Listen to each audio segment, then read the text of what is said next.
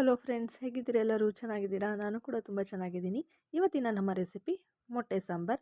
ಇದನ್ನು ಯಾವ ರೀತಿಯಾಗಿ ಮಾಡ್ಕೊಳ್ಳೋದು ಅಂತ ನೋಡ್ಕೊಳ್ಳೋಣ ಬನ್ನಿ. ಇದಕ್ಕೆ ಬೇಕಾಗಿರೋ ಇಂಗ್ರೀಡಿಯೆಂಟ್ಸ್: 2 ಮೀಡಿಯಮ್ ಸೈಜ್ ಈರುಳ್ಳಿ, 1 ಟೊಮ್ಯಾಟೊ, ಒಂದು 5ರಿಂದ 6 ಬೆಳ್ಳುಳ್ಳಿ ಹೆಸಳು, 1 ಇಂಚಷ್ಟು ಶುಂಠಿ, ಸ್ವಲ್ಪ ಕೊತ್ತಂಬರಿ ಸೊಪ್ಪು, ಸ್ವಲ್ಪ ಹುರಿಗಡಲೆ, ಒಂದು 4 ಕಾಳುಮೆಣಸು, 3 ಲವಂಗ, 1 ಇಂಚಷ್ಟು ಚಕ್ಕೆ, ಹಾಗೆ ಒಂದು 4 ಟೇಬಲ್ ಸ್ಪೂನಷ್ಟು ತೆಂಗಿನಕಾಯಿ ತುರಿ, ಹಾಗೆ 2 ಟೇಬಲ್ ಸ್ಪೂನಷ್ಟು ಧನಿಯಾ ಪುಡಿ, 1.5 ಟೇಬಲ್ ಸ್ಪೂನಷ್ಟು ಅಚ್ಚ ಖಾರದ ಪುಡಿ, ಹಾಗೆ ಇಲ್ಲಿ ನಾನು 4 ಮೊಟ್ಟೆನ ತೊಗೊಂಡಿದ್ದೀನಿ.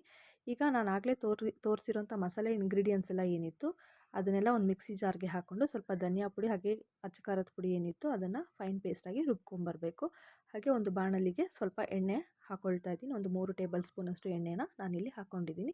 ಈಗ ಕಾದಿರೋಂಥ ಎಣ್ಣೆಗೆ ಒಗ್ಗರಣೆಗೆ ಸ್ವಲ್ಪ ಈರುಳ್ಳಿನ ಹಾಕ್ಕೋಬೇಕಾಗತ್ತೆ. ಕಂದು ಬಣ್ಣ ಬರೋವರೆಗೂ ಈರುಳ್ಳಿನ ಚೆನ್ನಾಗಿ ಫ್ರೈ ಮಾಡ್ಕೋಬೇಕು. ನಂತರ ನಾವೇನು ಮಿಕ್ಸಿಯಲ್ಲಿ ಮಸಾಲೆ ರುಬ್ಬಿಟ್ಕೊಂಡಿದ್ವಲ್ಲ ಆ ಮಿಕ್ಸಿಯಲ್ಲಿ ರುಬ್ಬಿದಂಥ ಮಸಾಲೆಯನ್ನು ಕೂಡ ನಾವು ಇದಕ್ಕೆ ಆ್ಯಡ್ ಮಾಡಿಕೊಂಡು ಹಸಿ ವಾಸನೆ ಹೋಗೋವರೆಗೂ ಇದನ್ನು ಚೆನ್ನಾಗಿ ಫ್ರೈ ಮಾಡ್ಕೊಬೇಕಾಗುತ್ತೆ. ನಾವಿಲ್ಲಿ ಯಾವುದೇ ಮಸಾಲೆನ ಹುರಿದು ಹಾಕ್ಕೊಂಡಿಲ್ಲ, ಹಾಗಾಗಿ ಇದು ಹಸಿ ವಾಸನೆ ಹೋಗೋವರೆಗೂ ಚೆನ್ನಾಗಿ ಫ್ರೈ ಮಾಡ್ಕೋಬೇಕಾಗುತ್ತೆ. ಈಗ ಒಂದು ಲಿಡ್ಡನ್ನು ಕ್ಲೋಸ್ ಮಾಡ್ಕೊಳ್ತಾ ಇದ್ದೀನಿ, ಸ್ವಲ್ಪ ಮಸಾಲೆ ಎಲ್ಲ ಬೇಯಲಿ ಅಂತ ಹೇಳಿ.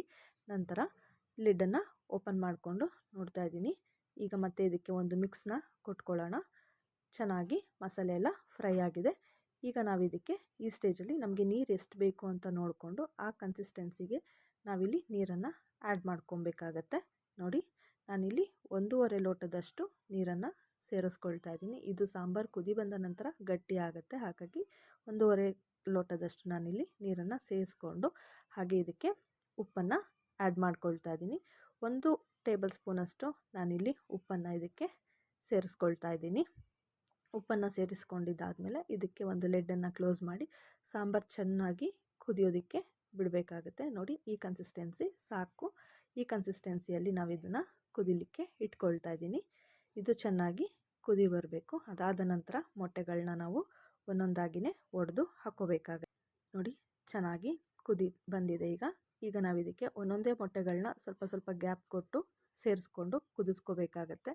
ಇದು ಚೆನ್ನಾಗಿ ಒಂದು 10 ನಿಮಿಷ ಕುದಿಬೇಕು, ಮೊಟ್ಟೆ ಎಲ್ಲ ಬೇಯಬೇಕು. ಇದಕ್ಕೆ ಯಾವುದೇ ಕಾರಣಕ್ಕೂ ಸೌಟನ್ನು ಹಾಕೋಕ್ಕೆ ಹೋಗಬಾರ್ದು. ಸ್ವಲ್ಪ ಚೆನ್ನಾಗಿ ಬೆಂದಾದ ನಂತರ ಲೈಟಾಗಿ ಸೈಡಿಂದ ಸೌಟಲ್ಲಿ ಸ್ವಲ್ಪ ಒಂದು ಮಿಕ್ಸ್ ಮಾಡ್ಕೋಬೇಕಾಗತ್ತೆ.